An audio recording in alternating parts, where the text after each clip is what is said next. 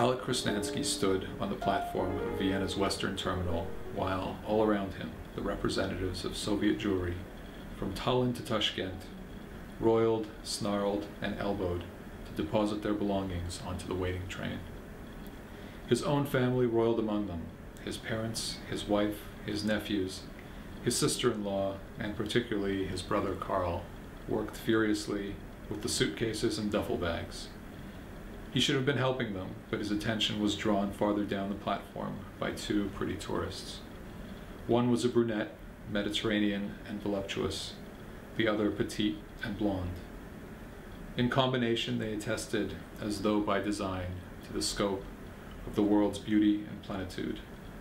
Both girls were barefoot, their leather sandals arranged in tidy pairs beside them. Alec traced a line of smooth, tanned skin from heel to calf to thigh, interrupted ultimately by the frayed edge of cut-off blue jeans. Above the cut-off jeans, the girls wore thin sleeveless shirts. They sat on their backpacks and leaned casually against each other. Their faces were lovely and vacant. They seemed beyond train schedules and obligations. People sped past them. The Russian circus performed its ludicrous act several meters away, but they paid no attention. Alec assumed they were Americans. He guessed they were in their early 20s. He was 26, but he could pass for younger. In school and university, he had run track and retained a trim runner's build. He also had his father's dark wavy hair. From the time Alec was a boy, he had been aware of his effect on women. In his presence, they often became exaggerated versions of themselves. The maternal ones became more maternal. The crude ones became cruder, the shy ones shyer. They wanted only that he not make them feel foolish, and were grateful when he did not. In his experience, much of what was good in life could be traced to a woman's gratitude. Looking at the two girls, Alec had to resist the urge to approach them. It could be the simplest thing in the world.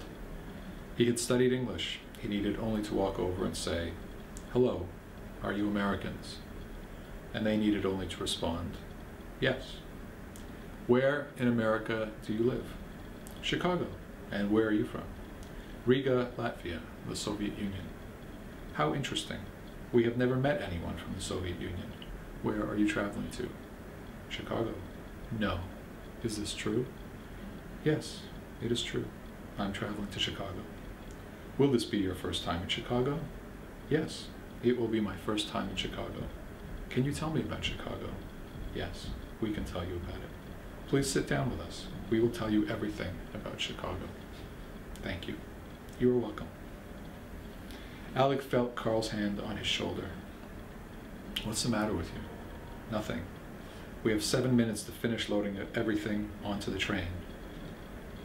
He followed Karl back to where their parents were arranging the suitcases, so that Karl and Alec could continue forcing them through the window of the compartment. Near them, an elderly couple sat dejectedly on their suitcases. Others worked around them, avoiding not only helping them, but also looking them in the face. Old people sitting piteously on luggage had become a familiar spectacle. "I see them," Karl said. "Move your ass, and if there's time, we'll help them." Alec bent into the remaining pile of suitcases and duffel bags on the platform. Each seemed heavier than the last. For 6 adults, they had 20 articles of luggage, crammed with goods destined for the bazaars of Rome. Linens, toys, samovars, ballet shoes, nesting dolls, leather Latvian handicrafts, nylon stockings, lacquer boxes, pocket knives, camera equipment, picture books, and opera glasses. One particularly heavy suitcase held Alec's big commercial investment, dozens of symphonic records.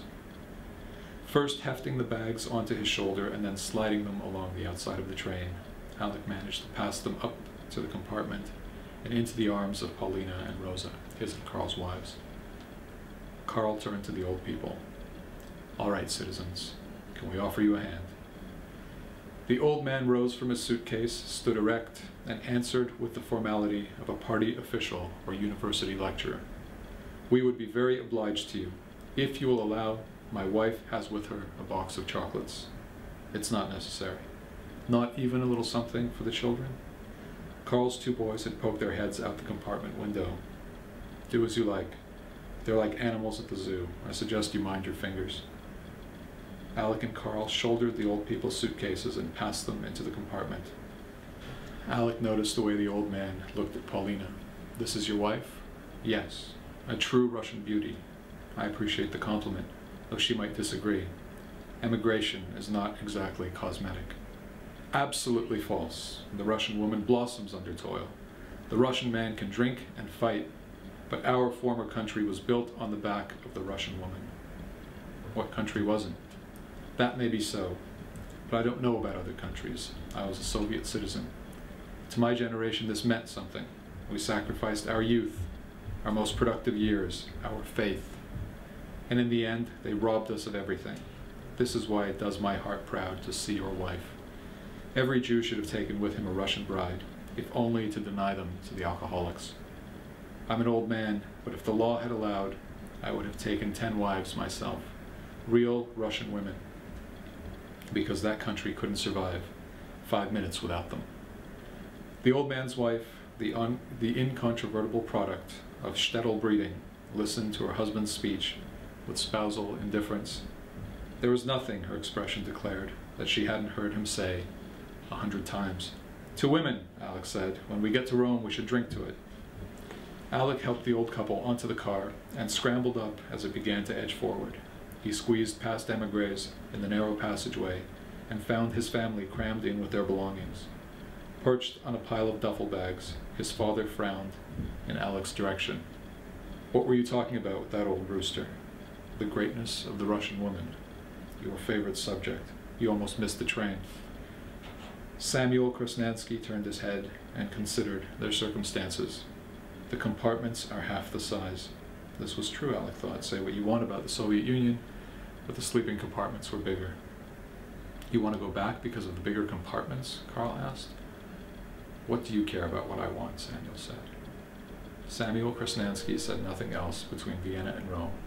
He sat in silence beside his wife and eventually fell asleep.